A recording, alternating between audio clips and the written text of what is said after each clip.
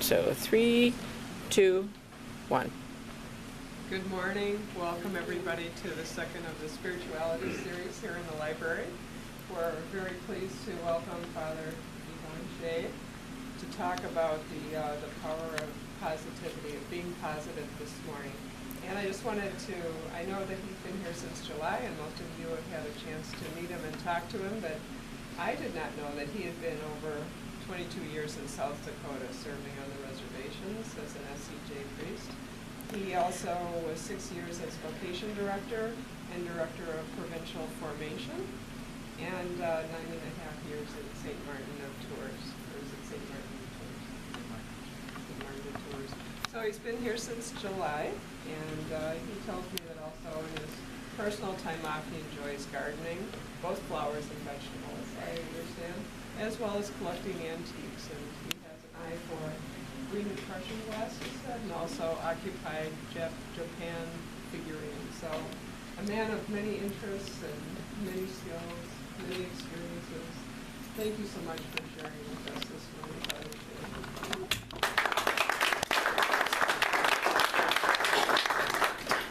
I thought I would be doing this by myself behind a little curtain. There's a crowd. I think I'd rather be preaching. But anyways, I base some of my thoughts on Facebook. I'm part of the Facebook crowd. I hear from a variety of individuals on Facebook who share their outlook or their comments about life, while others question life itself, and still others are like nomads, with no place to really rest or put themselves down for a relaxing moment or day. Many leave their comments on the events of the day or their perceived notion of what life is all about, especially when it comes to passing judgment on the news of the day. For whatever reason, I have a scattering of people in the U.S. I then got connected with SCJs in Brazil and on to Germany, and from there somehow I was contacted by others in Bangladesh, Nepal, Mongolia, Armenia, and Chile. I also got a few from other parts of the world. Once in a while I get asked, what do you do in life? I could readily jump at that question and tell them that I'm a Roman Catholic priest, but I prefer to begin by sharing that I try to encourage people and I challenge young people to be a positive and progressive force in the world they live in. On my own, I do write letters of encouragement for individuals looking to stay connected in a positive way where they are in a seemingly ugly environment. I further attempt to shed a positive light on the present.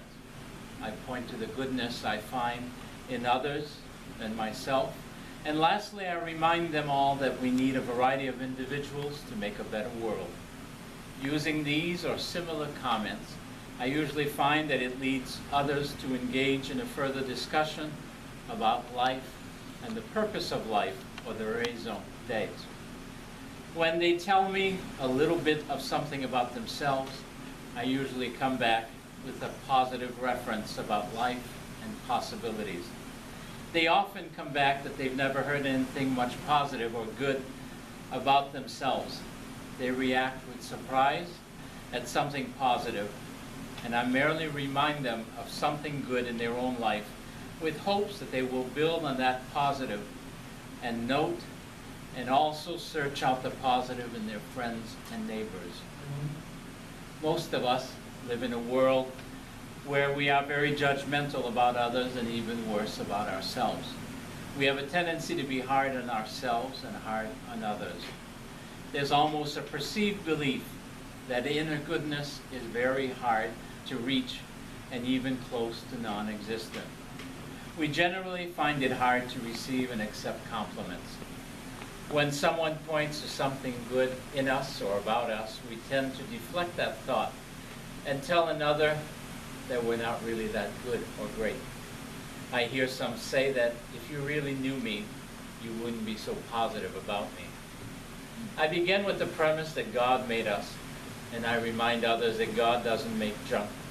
From the beginning of our existence, God has set us on the good road, and only by a major doing and act can we stray away from that direction. We are made in God's image, and that's pretty positive and powerful.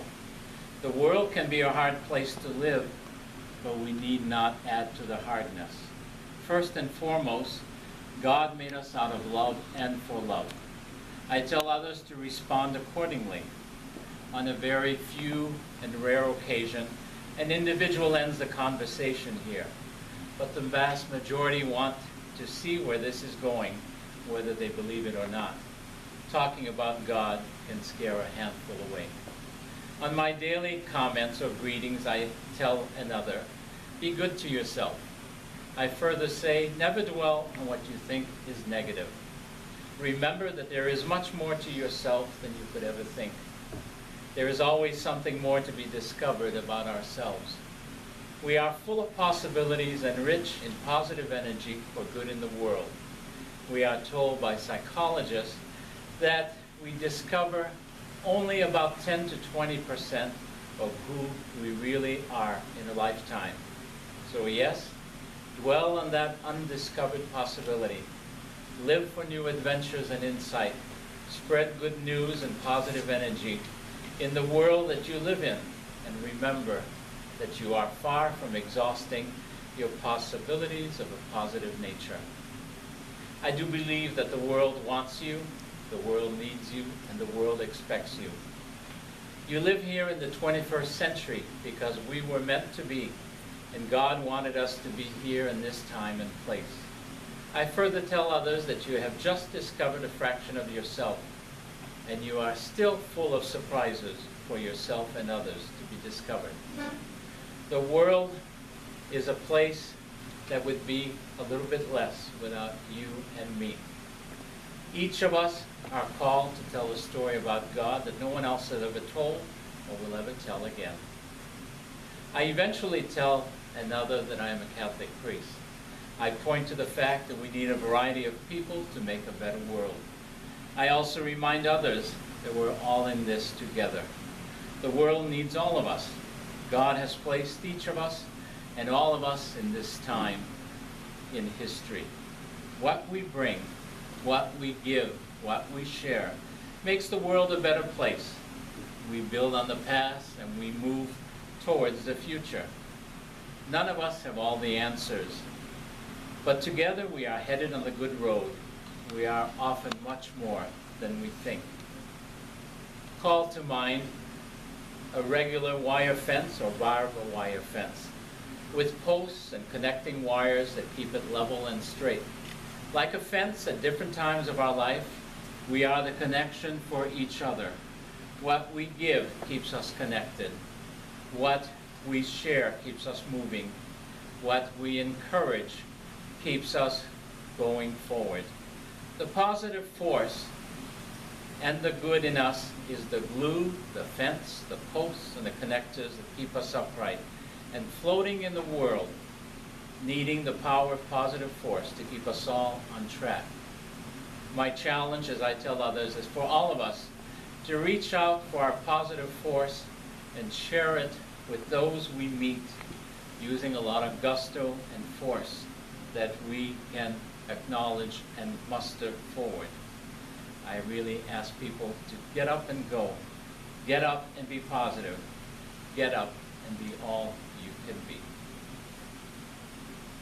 Thank you.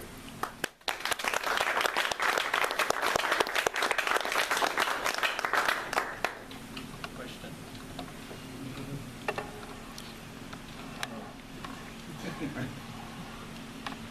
Are you saying that every day on Facebook you post a message to the people that are your friends? Is that your friends? You know? Most days. Is that what you do? Yeah. Okay. Most Oh, I days. love that. Can we be your friend? Or follow you? Yeah, you can follow me.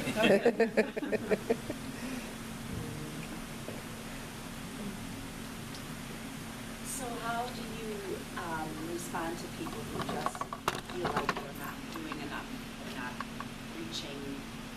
they're not giving enough, they're not reaching their full potential? Well, I ask them what they are doing now, and then I try to center on those items and tell them they've already started. They're doing something, they're being positive, and for them to build on it.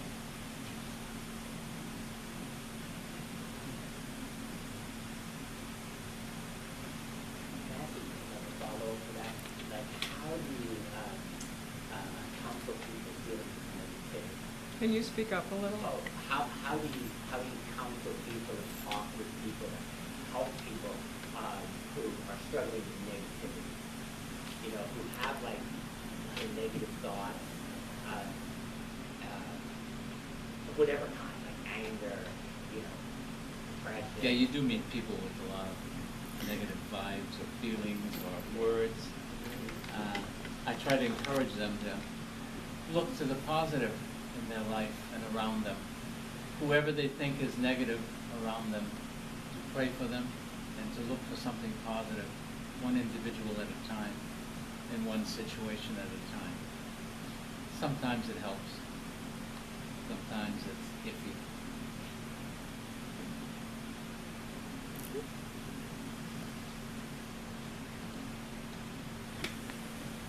Well, what is the borderline between being positive to yourself and humility? Do you know what I mean?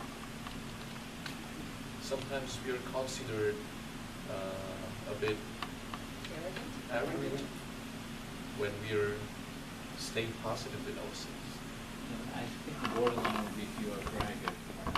You brag about yourself. You kind of put yourself up there saying, I'm better than anyone. Usually I think humility is acknowledging who you are, and that there is good things in you, that you do have talents, and use them. Bring them forth. Remember, my premise is we only discover up to 20%, so there's 80% yet to be discovered. 80%. So you're not done. Yeah, so how do you distinguish between negative thoughts that you should, address with positive thinking and legitimately addressing areas in your life that need reform or need to be redirected? And how do you make that distinction? Because you can't just say positive, positive, positive and never address those things in you that need some work. I think you address them by looking at what you do and finding what are some, like I ask myself, what are some of the things that I'm not doing? What are some of the areas that I need growth in? What are some of the areas that I need to be challenged about? And allowing others to do so. And I also tell others to allow friends and neighbors and acquaintances to reach out to them, to point out maybe some of their negative areas or some of their not so positive areas, and ask them to work on turning that around slowly. Nothing happens very fast.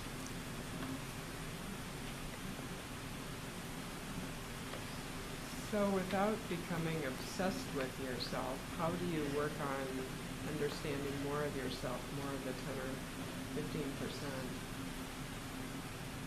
I think you do it by acknowledging what you know about yourself. That's good. What you're good at, what your good qualities, and without being obsessed about it, just using them to better serve others, better serve God.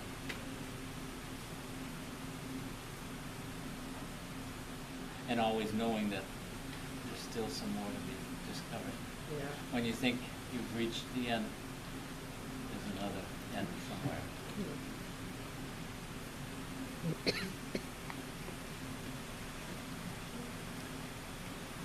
Well, thank you so much.